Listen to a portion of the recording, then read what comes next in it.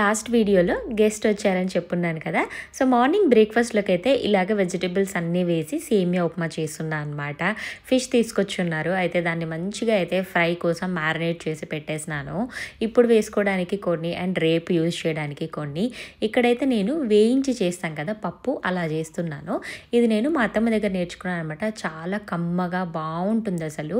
మీరు కూడా ఎప్పుడైనా నార్మల్గా చేసుకునే పప్పులా కాకుండా ఇలా వేయించి ట్రై చేయండి, టేస్ట్ కూడా చాలా బాగుంటుంది.